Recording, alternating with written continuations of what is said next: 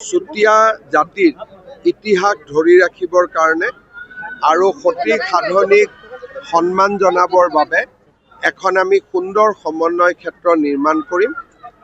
প্ৰায় ৪৫ বিঘা মাটিত এই সমন্বয় ক্ষেত্ৰ নিৰ্মাণ হ'ব। নেশ্যনেল হাইৱেৰ গাত লাগি থকা কাৰণে মই বিশ্বাস কৰোঁ যে ই যথেষ্ট ৰাইজৰ দৃষ্টিও আকৰ্ষণ কৰিব।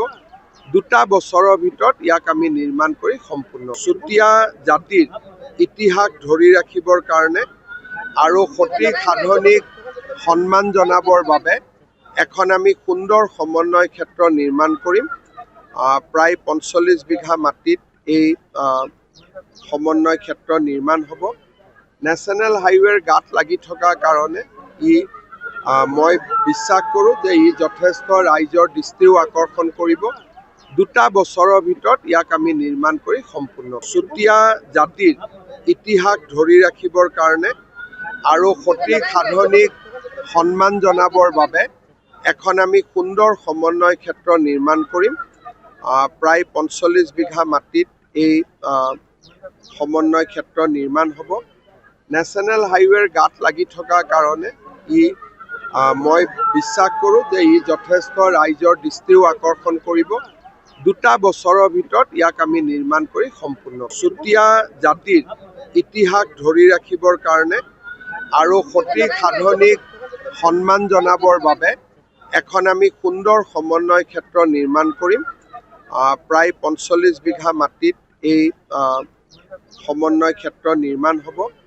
নেশ্যনেল হাইৱেৰ গাত লাগি থকা কাৰণে মই বিশ্বাস কৰোঁ যে ই যথেষ্ট ৰাইজৰ দৃষ্টিও আকৰ্ষণ কৰিব। ২টা বছৰৰ ভিতৰত ইয়াক আমি নিৰ্মাণ কৰি সম্পূৰ্ণ। চুতীয়া জাতিৰ ইতিহাস ধৰি ৰাখিবৰ কাৰণে আৰু সঠিক সাধনীক সন্মান জনাবৰ বাবে এখন আমি সুন্দৰ সমন্বয় ক্ষেত্ৰ নিৰ্মাণ কৰিম। প্ৰায় ৪৫ বিঘা মাটিত এই সমন্বয় ক্ষেত্ৰ নিৰ্মাণ হ'ব। নেশ্যনেল হাইৱেৰ গাত লাগি থকা কাৰণে মই বিশ্বাস কৰোঁ যে ই যথেষ্ট ৰাইজৰ দৃষ্টিও আকৰ্ষণ কৰিব। ২টা বছৰৰ ভিতৰত ইয়াক আমি নিৰ্মাণ কৰি সম্পূৰ্ণ। চুতীয়া জাতিৰ ইতিহাস ধৰি ৰাখিবৰ কাৰণে আৰু সঠিক সাধনীক সন্মান জনাবৰ বাবে এখন আমি সুন্দৰ সমন্বয় ক্ষেত্ৰ নিৰ্মাণ কৰিম। প্ৰায় ৪৫ বিঘা মাটিত এই সমন্বয় ক্ষেত্ৰ নিৰ্মাণ হ'ব।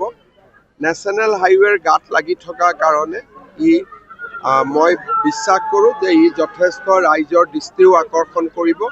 ২টা বছৰৰ ভিতৰত ইয়াক আমি নিৰ্মাণ কৰি সম্পূৰ্ণ। চুতীয়া জাতিৰ ইতিহাস ধৰি ৰাখিবৰ কাৰণে আৰু সঠিক সাধনীক সন্মান জনাবৰ বাবে এখন আমি সুন্দৰ সমন্বয় ক্ষেত্ৰ নিৰ্মাণ কৰিম। প্ৰায় ৪৫ বিঘা মাটিত এই সমন্বয় ক্ষেত্ৰ নিৰ্মাণ হ'ব।